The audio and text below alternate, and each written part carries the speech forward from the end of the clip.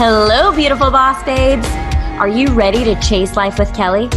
Well, I'm your host, Kelly Chase, and I'm so excited you're here. We are going to talk about all things love, dating, relationships, money mindset. We're going to dive deep into self-love, worthiness.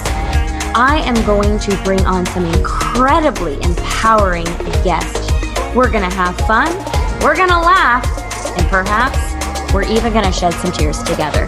I am here to empower you, inspire you, and motivate you to create the life you crave.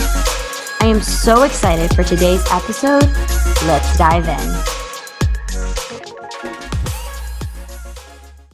Hi, babes. Welcome back to the Chase Life with Kelly show. I hope that you have all been chasing life with Kelly.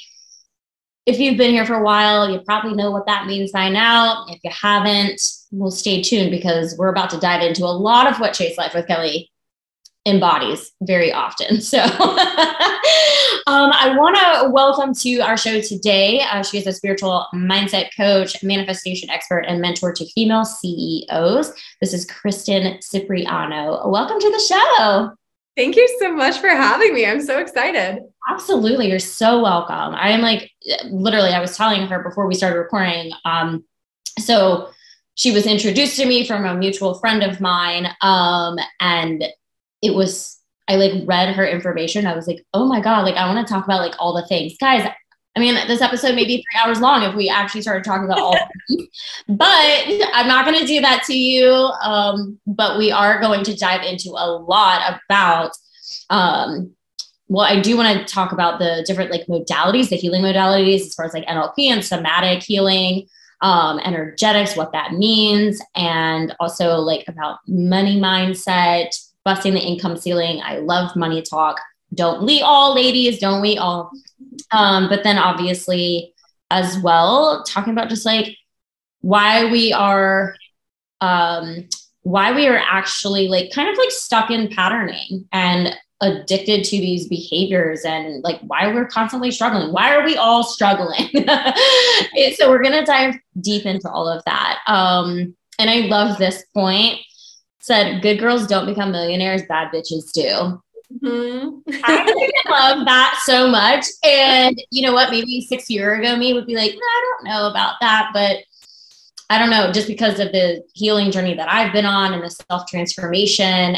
I mean, y'all, I will say the more healing that you do, you're more aware of things, obviously, but you're increasing your self-worth over time as you're doing that, because you're letting go of all these stories that were actually creating the unworthiness patterning in you already. So as you do that, you become, you start to feel more worthy. And you start making decisions based out of your worthiness, your heightened worthiness, versus before when you were making decisions because you felt unworthy of things. Mm-hmm. So you become more confident as well. So to go back to that, it's bad bitches do. Yes, you really do. And I love that you have that in there about accepting all parts of you. Cause I know that you and I have both been through, we've worked with Erin Nicole Porter, who, again, everyone listening, if you have been with me for quite some time, I rave about Erin. She was my first business and mindset coach. I just finished up her quantum ripple effect coaching certification program. So I am actually now NLP certified and Reiki certified and life and success coaching and hypnosis, whatever else we went through in that course. But we dove into the parts integration and parts healing, healing our parts. Anyways, we're going to dive into it today a little bit because I feel like Kristen may be able to explain this a little bit better than I am. But anyways, welcome to the show. I'm so glad you're here. Thank you. And thank you for the warm welcome. I'm so excited that you're so excited about all these topics, and I could literally talk about this for hours. So wait, listener, this might be a really long episode, but it's going to be amazing. Yes, exactly. So, okay. So I want to know kind of just to preface us, what is your story? How did you even fall into this line of work? What made you want to become a mindset coach, and what energetic, somatic healing, how did you even get turned on to all of this? Yeah.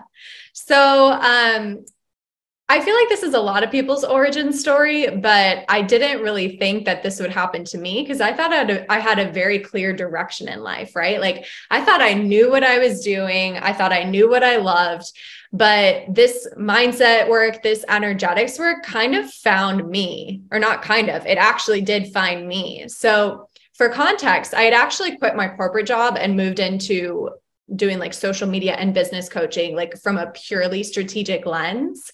And then as I got in the throes of entrepreneurship, as I'm sure you have experienced, actually, I know you've experienced, I just started noticing these unhelpful and like even like toxic patterns showing up with like how I was operating with money, how I was operating with business, and how I was burning myself out and really like over giving to this thing that was supposed to be like my dream career.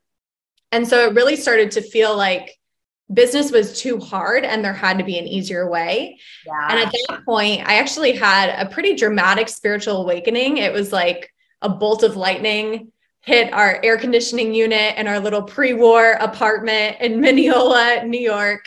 And then I had this like vision of my higher self. And then the air conditioning unit counted up to 88 and we tried to put it back down because it was summertime and we wanted like air conditioning. And it kept climbing back up to 88. And I was like, what is going on?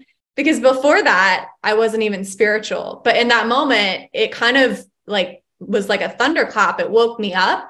And I started to recognize, okay, there's more to the story. There's more to what's going on in my business. There's more to what's going on with money. And there's even more to what's going on within myself.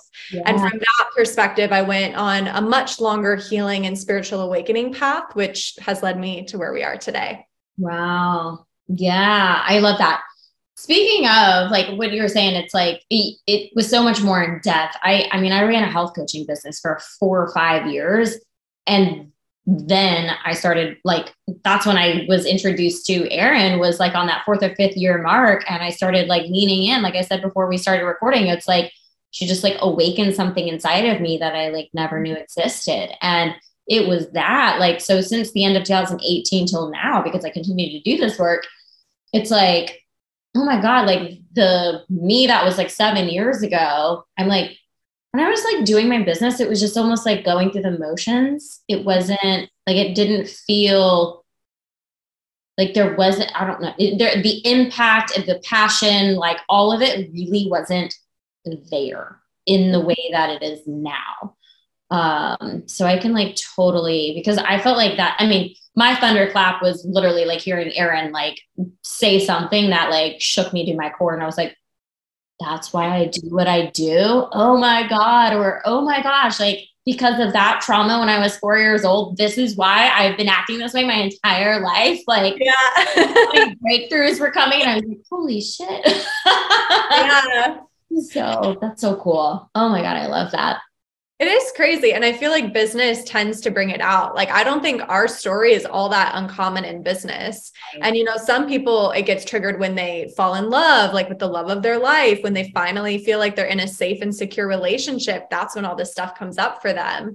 Yeah. But I think it does tend to come up in business because in business, you're in a situation where like, you're completely in charge of what happens. Right. And so for a lot of us, that can like give us a compromised sense of safety and security. And so of course, all the things that we've just been sweeping under the rug and we haven't really been aware of, they're going to come raging out and they're going to emerge. And the universe is going to be like, are you going to deal with this? Or are you going to just keep operating in this pattern? Because we're going to give you a really clear signal that this is not going to take you to the level that you want to go in business. Totally. Yeah. I think that's the biggest thing when people are like, oh, I just want to be like an entrepreneur. It's like, okay. Yeah.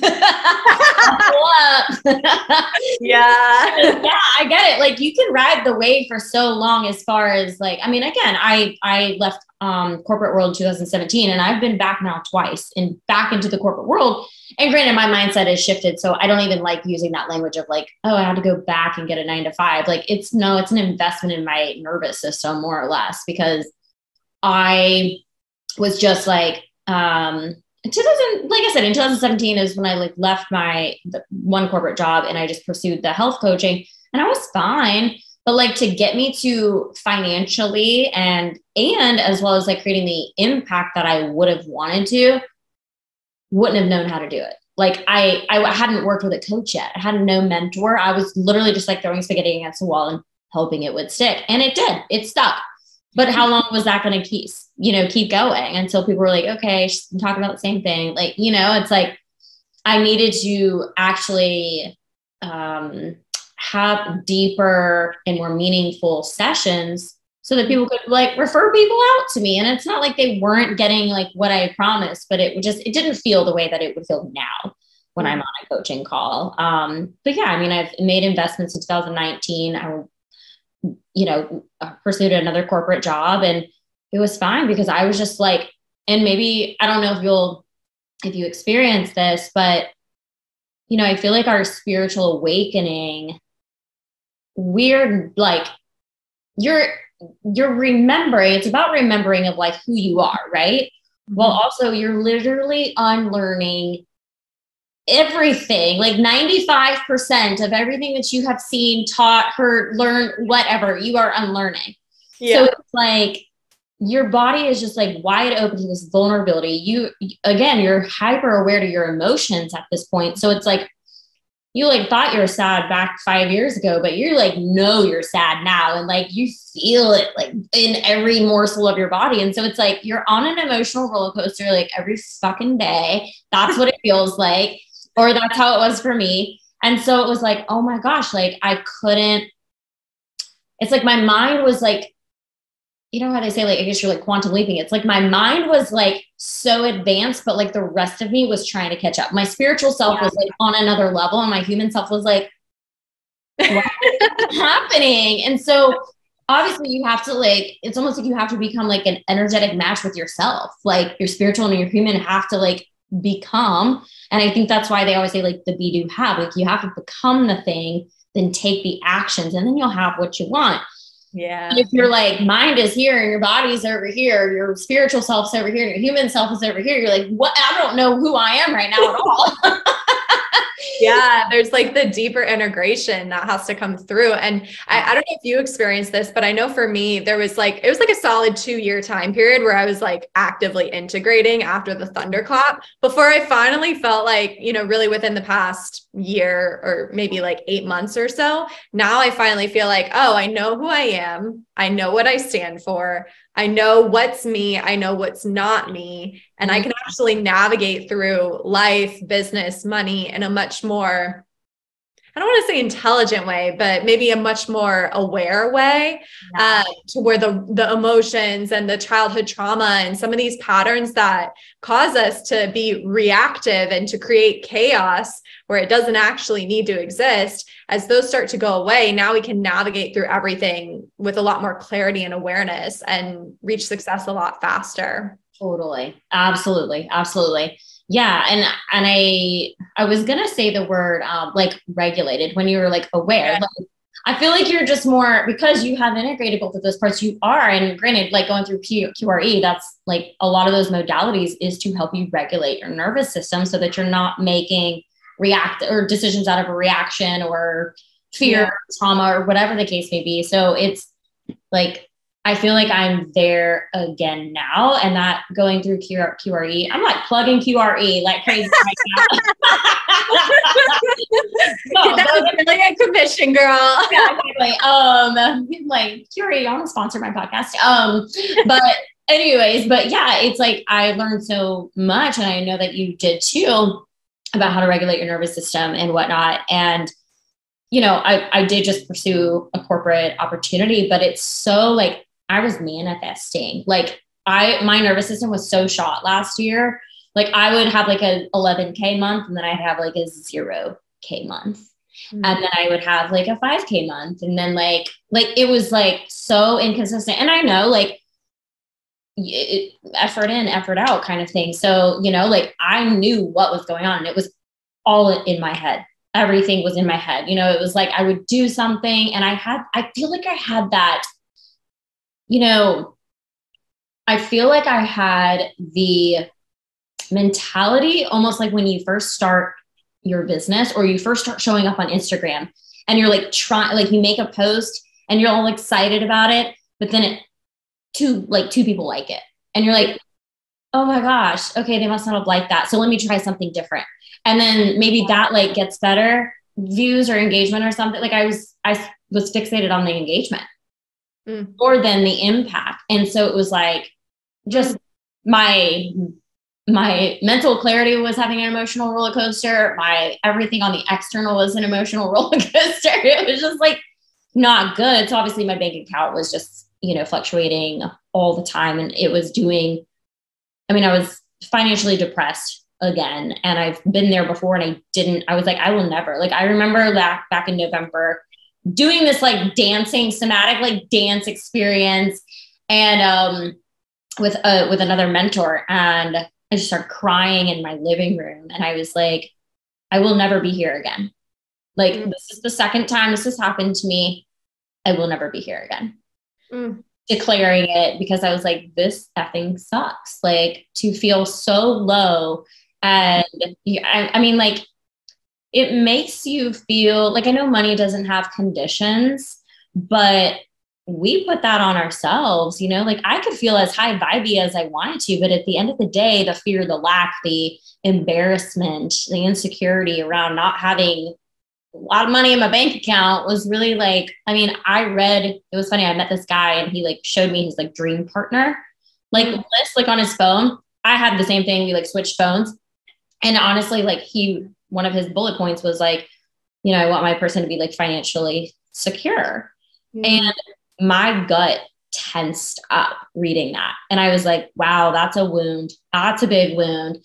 And granted, I wasn't like dating the guy or anything, but I was like, wow, like that's something I really need to focus on and work on, because although I'm not going to date this guy, I know I'm going to want to date some guy. And I don't want, what am I going to have that topic be like, yeah, I'm just like broke as a joke right now. Like it was embarrassing. So, and our vibration, as you know, like our vibration attracts things. Yeah. So I'm like, yeah, I could sit here and be like high vibe tribe all day long, but on the inside, I'm like, just like cringing. Like, so it was just like terrible. Anyways, so I got a new job and I'm liking it. And it has where I was saying I manifested it, because I feel like I kept writing out, like, please send me an opportunity that is paying me more than enough money, that is going to come in under grace in a perfect way. And it's consistent income. And that's what it is.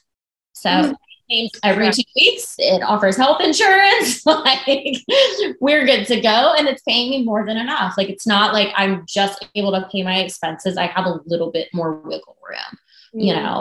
It's not exactly like, obviously we all want to be millionaires, right? But so it's not that, but it's more than enough. And I'm very excited, and I have freedom and flexibility, kind of making my own schedule in a sense. So anyways, let's dive into you. Okay. I'm like, part of my job is talking to people all day long. And I'm talking about like legal stuff and medical and insurance. And I'm like, now I get to talk about what I really want to talk about. So I'm all jazzed up. Okay. Okay. So let's go into this one first, since we were just talking about money stuff. Busting income ceilings and navigating the in-between. Why do you keep hitting the same income level, and how to double your money without doing more? Yes. Elaborate on that. Yeah. So just a little background. I noticed within my own business, very much what you're describing, the up and down, like basically mimicking like my emotional wave and my dysregulated nervous system. And I don't think that's all that uncommon in the coaching industry, which we belong to. And so part of the reason why I originally hired Erin was for assistance in like regulating all of that.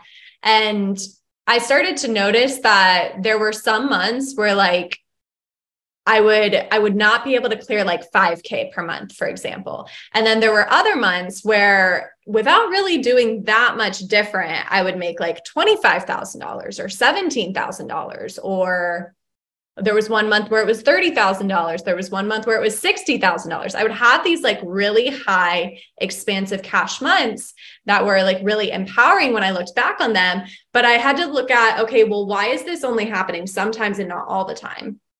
And really what came through for me as like wisdom and truth and something that I would love for everyone to sit with, everyone that's listening to this, is that the only difference between those months where I made stupid money, amazing money, wonderful money, really high cash amounts, and the ones where I made like a minimum standard of like 5K, I can barely live on that, like my expenses are like barely paid for, was how I treated myself and how I valued myself and how I valued my work. And so for me, there were times in the past where I would try to hustle and burn myself out to like hit that sales goal. But over time that became completely unsustainable. And I had to like really look at, okay, what were the mindset shifts and the energetic shifts? And even just like the way I was being that made the difference between a below average month and a banner month. And it really was how I valued myself. And what I started to realize was I had put my business and I had put money on a pedestal. And I think a lot of us do this. We have this like big dream. We put it up here. And I don't know if you felt this way, but for the longest time in my business, I felt like it would be like somehow the stars aligned and that then I would be successful, but it would be like really, really rare for that to ever happen. Like I didn't view success for myself as like normal. I didn't view success in business as like something that was common and like something that I could easily achieve with determination and like mindset and gratitude and doing the practical things. So I had such this like narrow window for myself that I had to like force my way through in order to actually get to that success, simply because I had put it up on this pedestal. And so another big shift that like really helped me was I started to see business success as like the natural evolution of my life. I stopped seeing it as something I had to climb up and reach. I stopped seeing it as something I had to like learn more about or even like be coached more on. I mean, I still work with a mentor, but you know, even that can turn into something where it's like, you're constantly trying to prove yourself or improve yourself, right? Like you're never resting in that place of I'm good enough and I'm valuable enough now. So I just started to recognize, okay, why can't business success just be normal and natural and like part of the divine plan for why I'm even here? And when I really started to feel into that, it just started to seem more and more natural and obvious, right? Because first of all, if we have values-driven businesses, if we have impact-driven businesses, it's not just for us and it's not just for the money, right? Like it never was. It never was for me. It probably never was for you. Even if your ego for like a hot second thought, that's why you were doing business. Totally. Yeah. Deep down, that never was the true purpose. So if the true purpose is to help people with your business, if the true purpose is to change lives, if the true purpose, like in my business, is to help women CEOs feel more peaceful and calm and like happy in their business instead of feeling like they're subservient to their business, well, then why on earth, or like, why would the universe not do everything in its power to help me succeed? It just doesn't make sense. I'm doing good things in the world. I don't even need to like reprogram limiting beliefs about it. If I have that core belief of like, my success is natural and normal and like already set in stone. And so when I really started to feel into that, everything became a lot like lower pressure. Like I no longer felt like I had to work really, really hard, or I had something to prove, or I had to fix myself to be worthy of that money. And I was able to clearly see the value and the impact that I already have, which then got to grow into more, right? Like when we are able to see the amazing things we're already doing and how valuable our work already is, we get to leverage that and catapult that into something much bigger. I love that. Yeah. And, you know, when you were saying like, we're in the business of helping people, you know, and not, I guess like from the very beginning, you were saying like, it's not sustainable to like, you could easily hit 60K a month if you were burning yourself out, right? You can also hit 60K a month with ease and flow. Yeah. But what we do, we hit that 60K and then we're like, okay, I have to do this. I have to do what I just did again and again and again. But again, like you were saying, it's not sustainable. Just like a diet. Like you can't go on a diet for the rest of your life. Like you're going to run into hormone issues and all the kinds of things, right? Like, so you have to create that, that health. Like you just have to be healthy about it. So like we're in the business of helping others. We can't help others if we're not helping ourselves. We can't really, what is it? Like the whole oxygen mask, quote, you can't, you can help others.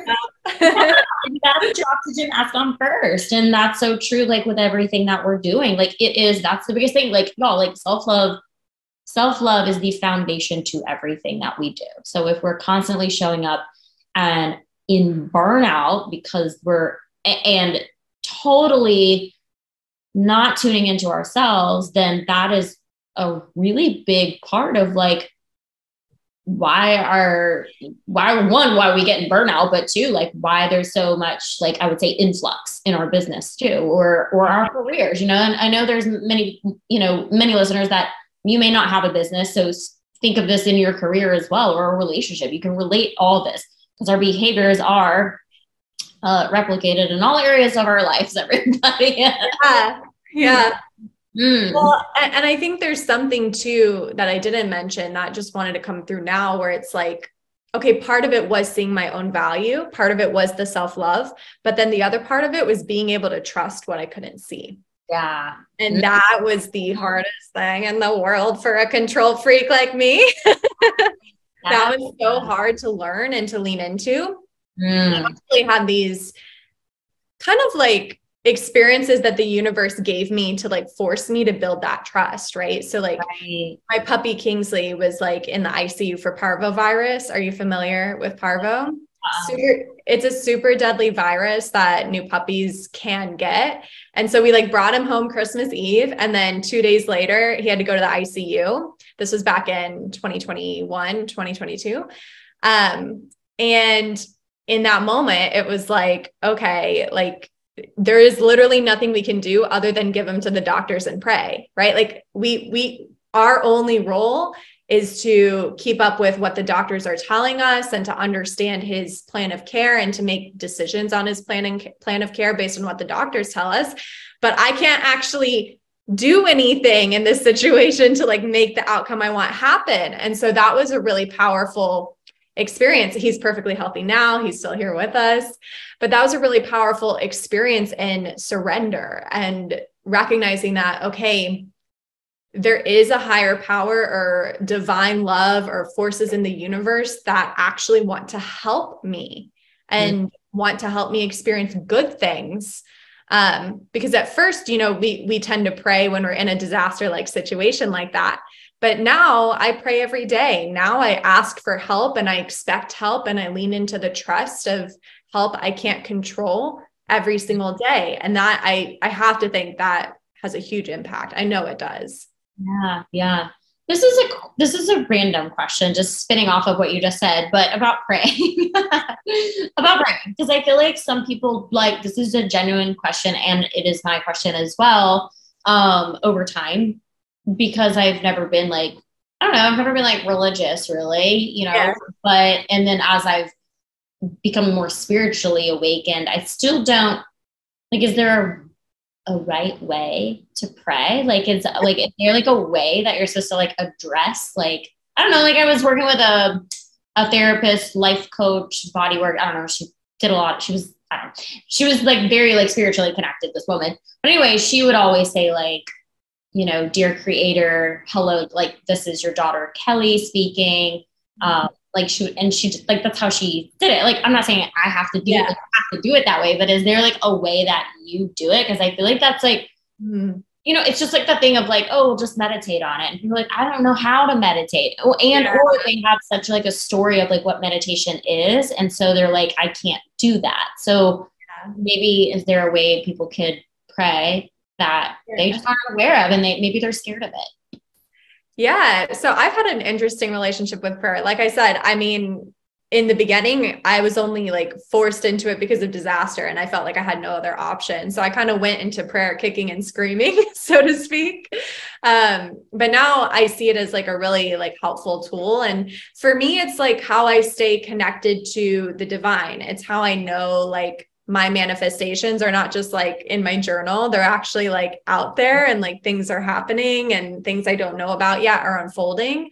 But I guess I would say like the way I say prayer is I always ask for help with like the things I feel like I'm struggling with myself. And like, I know a higher power can help me with. So earlier today, I prayed like, please help me release all the limiting ideas I have around like how sales can come in this week, right? Like, please help me release some of these limiting beliefs that have been like percolating in my mind lately. And the thing with the divine, as I understand it and experience it, is they can't help it can't help us unless we open the door and invite it to. So ask for help. Like that's the simplest way to think of it, is like, what do you need help with?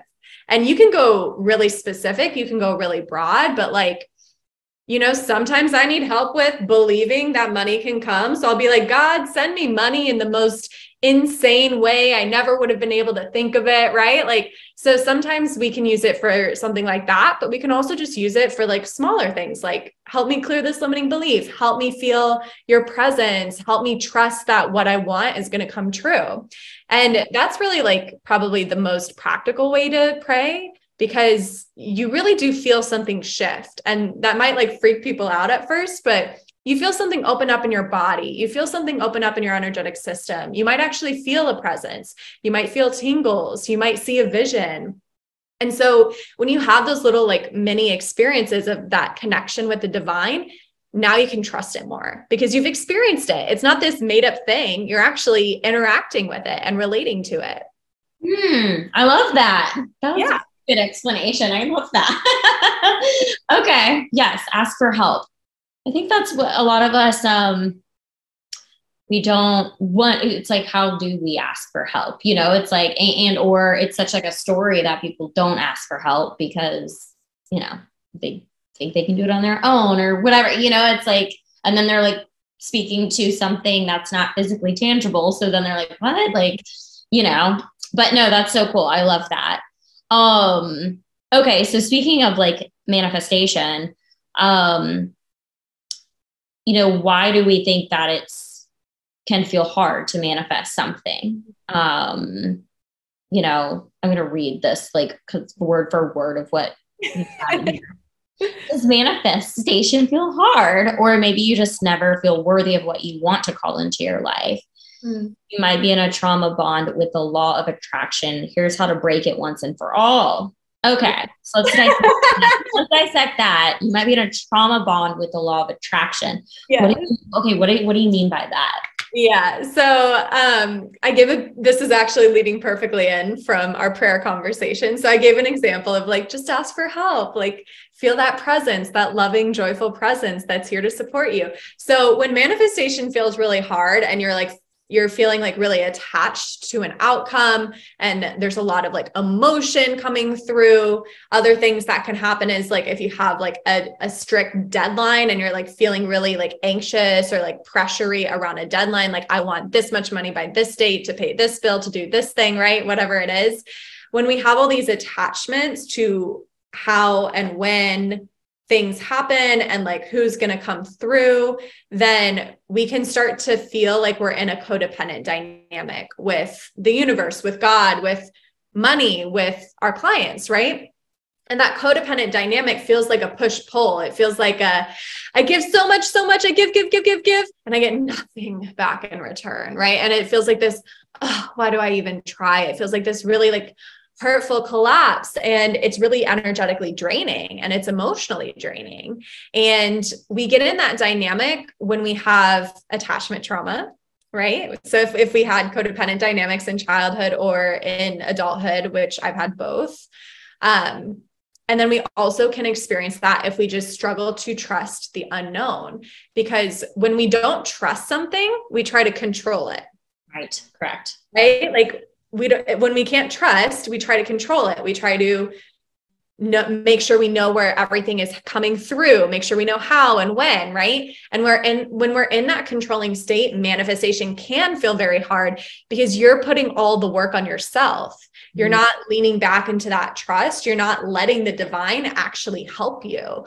You're not letting the divine work out the details that are frankly beyond your comprehension, right? Like, this apartment I'm sitting in, someone else legit offered more money for this apartment and they gave it to us. How did that happen? Ah. Like, what landlord do you know would accept less money? And like, we got it for less money. It's not, we offered to match, but they were like, no, you can just pay the actual rent. And I'm like, praise the Lord. Yeah, that's So amazing. like, that is beyond my comprehension. And so when I was in that situation where a realtor said someone else offered more money for the apartment, there was totally an opportunity to feel like, oh my God, what do I do? Oh my God, like, how can I like force this outcome that I really want? But I took a moment, I took a breath, Mhm. and I said, okay, I know for sure that this apartment is meant to be mine. Like, help me understand. It was a prayer. I was like, help me understand what I need to do to make sure it's mine, right? If anything. And I had this inspired idea come through that was like, share the personal reasons why you and your husband want the apartment. And so I shared those reasons. And moments later, they were like, it's yours. And part of that process that like really helped me get my energy behind it gets to be mine, even though I'm not going to offer more money, or I was going to, but it still gets to be mine, even though someone else offered more money, was I had this very clear intention in my mind of this apartment is actually not the best apartment for those people that offered more money. There's a better apartment out there for them. They don't even know it yet, but I know for sure that the universe is going to give them a better apartment because this is my apartment. Wow, I love that. So it was like, it's like good for all, right? And like, that's a big component of manifestation. We're not just manifesting for personal selfish desires, although we get to have our lashes and our Botox and whatever, right? But we have to connect it to being good for everyone and not good for us while harming someone else, right? So that's part of what I really needed to feel into and believe, was that these people were going to get a better home, and it wasn't going to be this one. Otherwise, it would have been really hard for me to be like a neutral channel for receiving that. And so, yeah, so that's how I manifested my apartment. Wow, I love that. That's so true. And it's such a great reminder. And for those of you who aren't really, knowledgeable too much on what manifestation is, because that is so true, to remind everyone that it is for the good of all, not just a personal gain, what we're trying to do, So yeah, we can manifest our like dream car or whatever we want, but like, how is that also going to serve everyone for us to have our dream car, right? Yeah. I literally, so like I create hypnotherapy for myself. I create recordings for myself. And I literally say, it is so important for you to have extra money, for you to start getting lash extensions, because God wants you to feel your best. Because if you feel your best, then you can show up with more empowerment and more confidence and help more people, which means more people are going to feel better. And so I like literally connect everything back to highest good for all, because then it's like, oh, duh, this gets to happen. Like, it's not just about me, me, me. I mean, it kind of is about me, but oh, duh, this gets to happen because there is a ripple effect. If this comes into my life, this is going to have a positive impact on other people. Absolutely. Absolutely. I totally agree with that. I love that. I definitely love that. And how you even, you mentioned when I said something about like the trauma bond and law of attraction, about just like our attachment styles, like growing up and just attachments in general, like that's so powerful, so key. Okay. So going into, let's see, I don't know if we like really honed in on this too much, but okay. So like the body's secret addiction to struggle. Yeah. Why do we do that? Like, why changing our habits and mindset actually feels so hard? Why is there so much resistance around what we're trying to achieve? We say we want one thing, but then we continue doing the thing that's not getting us closer to where we want to go. Yeah. Oh man, this is like most of my 2021 and a good portion of 2022. And then finally latter half of 22 into now, I've like fully like released that pattern, at least for the most part. I'm sure it'll come back at some point as I go to a new level, but our body can become addicted to whatever pattern of dopamine that is already in place. It can become addicted to secondary gain. So secondary gain is when like for example, I had a big one with getting sick. And so if I got sick, my mom would like love on me and stay home from work and I'd get all this attention. So there's a secondary gain to getting sick there. And I like my entire life, even though I'm a very like healthy individual who works out and has like nutrition practices, I've had like weird psychosomatic illnesses because there was that secondary gain. And so if my system, if my inner child, if a part of me felt like I'm not getting enough love and attention, then I would manifest a sickness unconsciously. And that would feel kind of good because then I'd get that love and attention. So that's one way we can become addicted, but then also with the dopamine. So I like to use the example of Vampire Diaries and Twilight. Are you familiar with both of these? So,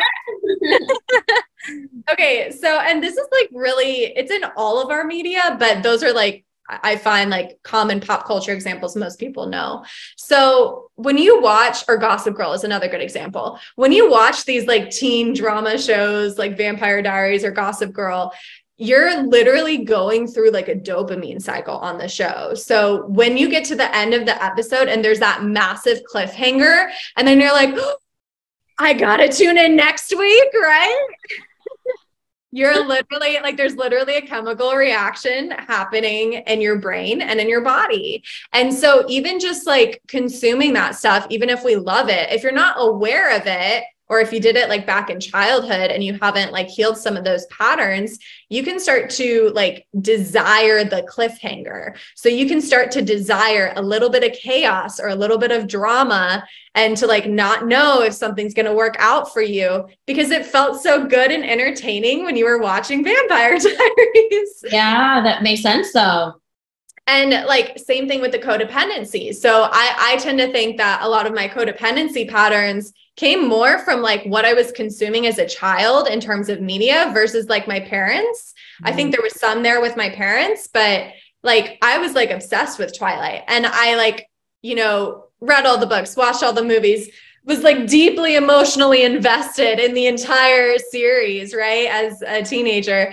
And then, you know, fast forward 10 years, 15 years, go on my healing journey. I went back and like started to watch the movies, and I had to like turn it off because I'm like, this is like literally triggering my attachment system right now. Like, wow. these, like, you know, that time in like New Moon, the second book, where she's like in a depressive state, like that is like a codependent, like crash, right? Like she was all happy when he was there. As soon as he's gone, that huge like crash she experienced where she was basically lifeless.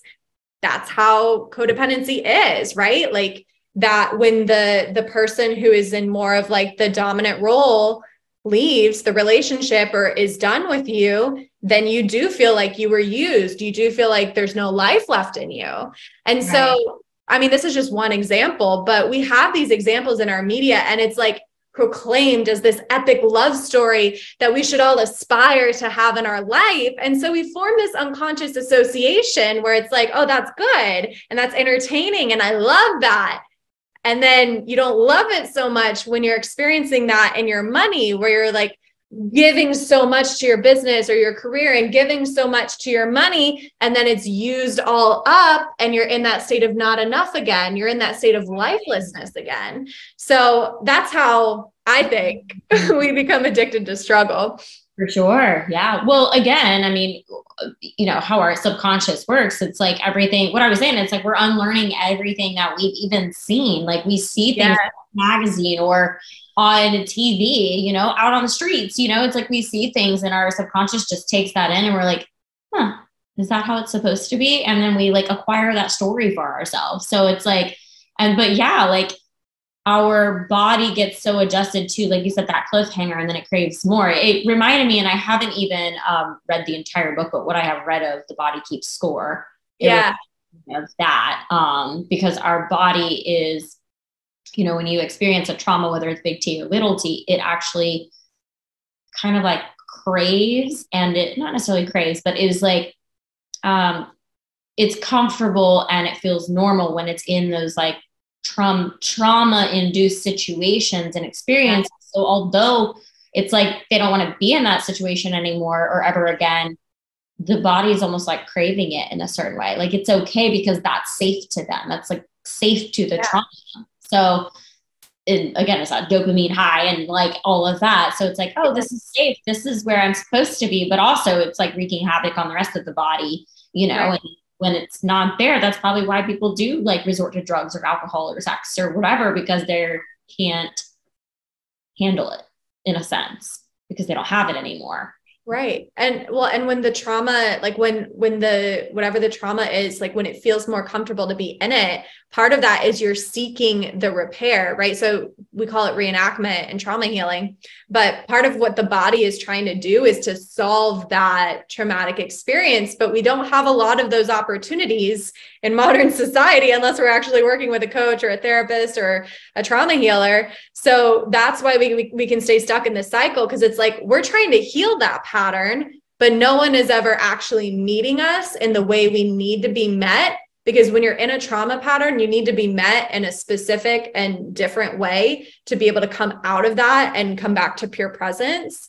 And so we have people that are like walking around in their trauma patterns, trying to heal them unconsciously, and they don't even know it, because no one in our world, very few people in our world outside of the trauma community understand how to meet people when they're in that state. And so we like write people off as like, oh, they're crazy, or like, I can't deal with you, right? Like we have these like reactions, which are not bad, because if you're not informed, you're not informed.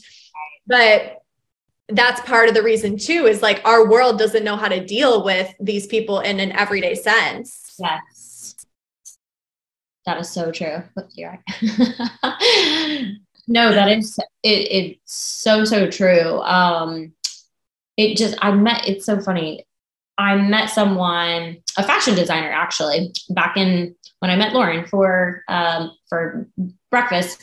Later on that day, met this like fashion designer, and he was I was asking him again. I love learning people's stories, so I was like, "How'd you get into fashion design?" And he was like, "Well, actually, I was like a behavioral, I want to say like an ABA or like a behavioral therapist before." And he was like, you know, I just knew how to handle people because so many people don't.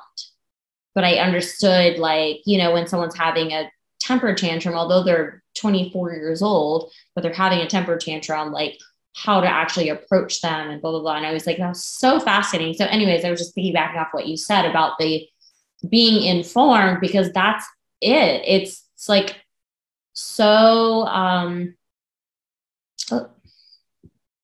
it's so much like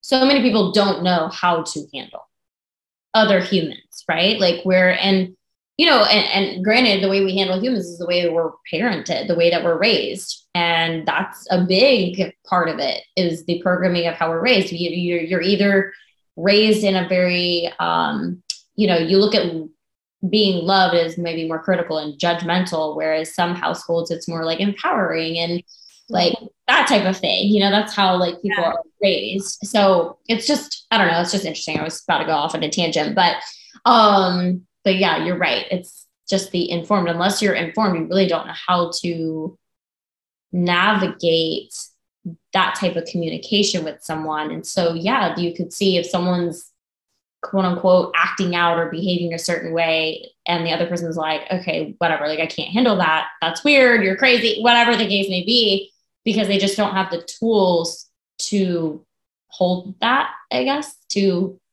yeah. And again, none of that's bad or wrong, but I think it just speaks to like how important our own healing journey is, not just for us, but it's for everyone. Like that's the thing. Like when we are willing to come back to pure presence and to our true nature and to the truth of who we are, without the conditioning, without the trauma, without the attachment system drama, and we can just be ourselves, that's so healing for other people. And like, that's what you felt when Erin shared her story and something awakened inside of you. Maybe it was her story, or maybe it was the fact that she was being her true self and she was bringing this mirror to you of like, hey, there's a deeper truth about you too. And that's what I do for people. That's what you do for people now. It's like our healing journey doesn't just impact us. It impacts the future generations and everyone around us. And even the people that don't know us, that just observe us in our light. Yeah. And that's why, I mean, that's a big part of like the impact in my business is recognizing like we get to change the world one human at a time through this work. Absolutely. Absolutely. And then one human at a time creates another ripple into someone else, them creating impact and that person creating impact. And it's just a beautiful thing. It's just a beautiful thing. So, okay. So I know that you and I both went through QRE. Was that the first time that you experienced and, dove deeper into like NLP and somatic healing and energetics? Or when did that stuff come into your business and use qualities? So I had like the thunderclap moment, the spiritual awakening. And shortly after that, or maybe around that time, I want to say it was like at the same time, pretty much, I was introduced to a spiritual healer. And so I actually was exposed to more of the somatic and the energetics first. Okay. And that was so profoundly healing for me. That helped me heal. I was in an abusive relationship when I was 19 with someone who like gaslit me. So there was like lots of psychological trauma to sift through there. And that somatic stuff, the energetic stuff was so powerful for me that it like forever changed me. And I was like, okay, I got to get certified in something to know how to help people in this way. And then that mentor referred me to Erin. And then I've been with Erin for over 2 years, have been certified up to the master prac level and just continue to love using the tools today. And like NLP and hypnotherapy and some of the mind-based tools are so powerful, but I have to say the somatic and the energetics are like life-altering, life-changing. Yeah. So speaking on that, I know that was something I wanted to ask you, and probably one of my final questions is, you had mentioned like dating a psychopath and having that experience. So how now, because of your experience with energetics and somatics, and first, can you explain what those are for my listeners? Yeah. So define what somatics and energetics are, and then explain how you learning about these techniques and obviously being coached through them and having these tools helped you to not attract that type of person again into your life. Because I think that's something we all do until we like correct the energy, more or less. We're going to continue to attract the things that we're habitually have been attracting so far. So, and we're like, we want this, but we can't, but we keep being with this type of person over here. So okay, I'll shut up. Go ahead. Okay. So somatics and energetics, for me now, they feel kind of interchangeable because they're so related. So somatic just means we're going in and through the body. So we're working with the sensations of the body. So if you feel like that knot in your stomach that you mentioned when you said that person wanted a woman who is like financially secure, like that's a somatic reaction. So that means there's something stored in the body there, or there's a trapped emotion associated with that concept or that belief or that story or that experience, right? And some things we have problems with in terms of like attracting what we don't want are up in the mind, right? It's our belief system. It's how we view ourselves, what we think about ourselves. But some things that we attract are more stored in the body. And this comes from more of our attachment trauma and even any of our traumatic experiences throughout our life. And when there's trauma stored in the body, you can't release it through the mind. And so that's why the somatic healing work is so powerful, because you're accessing something that you could never access in the mind and you could never solve with like a journal prompt, right? Like you're reaching a level that requires awareness. It requires the practitioner to have like a regulated nervous system and a grounded energy. And you're liberating a part of you that was so hurt or angry or sad or fearful or traumatized or guilty or ashamed that there were no words for that moment, just emotion, right? Like, so when you're doing a lot of this work, it's kind of like mystical in a way, because you're like, wow, I didn't know I actually cared about that thing. And, you know, when some of that trauma comes through, it's because your mind didn't care about that thing, but the pre-verbal version of you, or like the lizard brain version of you, like the pure, like mammalian being that you are, did have a problem with it, or did have an emotional or traumatic experience with it. So sometimes we can't like label why we're reacting a certain way, because it's not up in the mind, it's happening in the body. And when we're able to actually heal that stuff and process it and move it through the body, so it's no longer trapped in the body, now we have a different body reaction, body-based experience when we're confronted with someone saying they want a financially secure woman.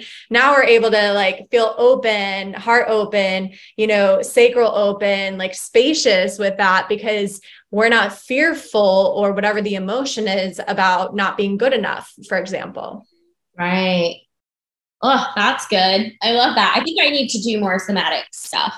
I think that's something I would like to dive more into, and really, I mean, I do, I've done some breath work. Obviously, Erin was my first facilitator in breath work, and that's very powerful. I mean, that's probably one of my favorite modalities so far, yet most uncomfortable. Like, yeah, different way to do breath work. I mean, I know that there's so many different ways to do breath work, but breath work in general is just really uncomfortable. It's very uncomfortable.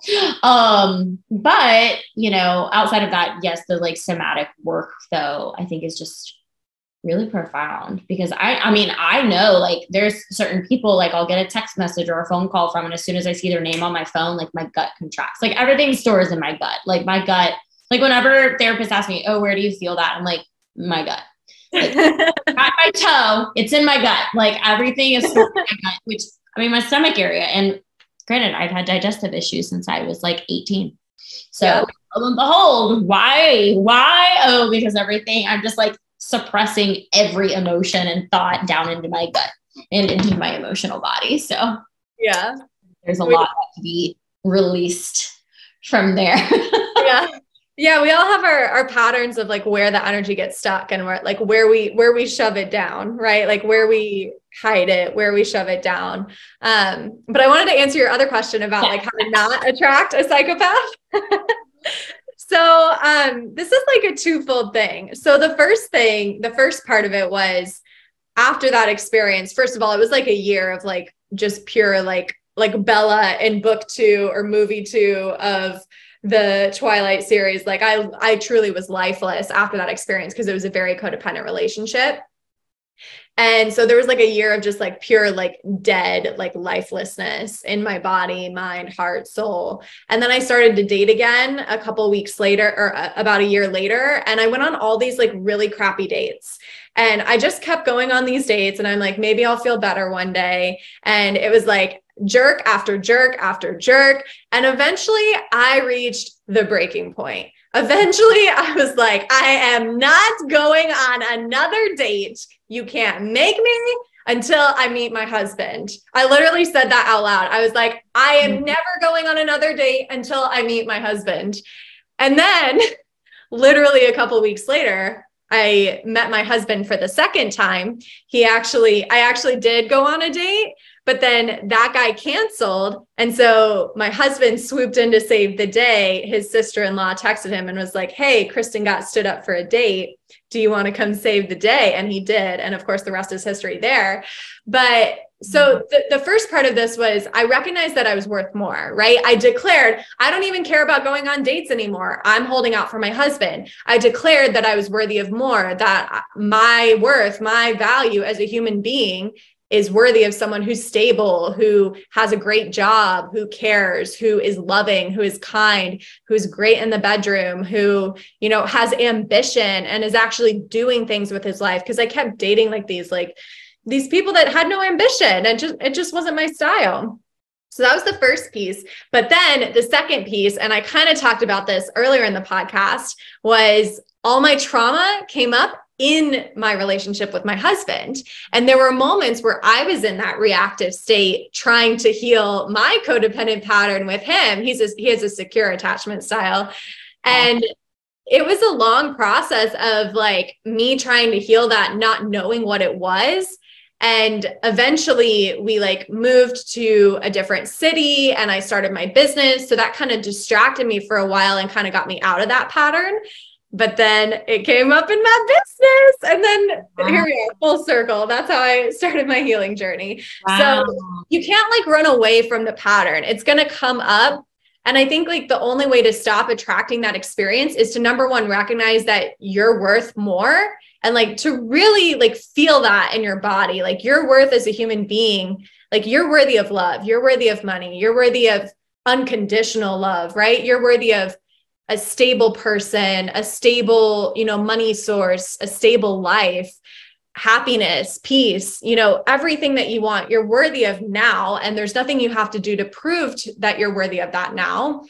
But then you also have to address the pattern, because it is going to come up. And even if you know you're worthy of more, it's going to come back and try to heal. But what you can do now is now you have the awareness, and now you can make a new choice. And that's a big part of what healing is like you're in the pattern.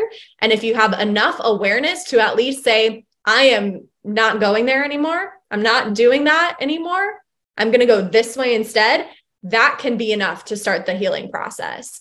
So, but you can't even get there if you don't recognize that you're worthy of more. Right. Yeah, absolutely. Well, what if people don't feel that they're worthy? Like they can't even wrap their head around that thought that they could be worthy.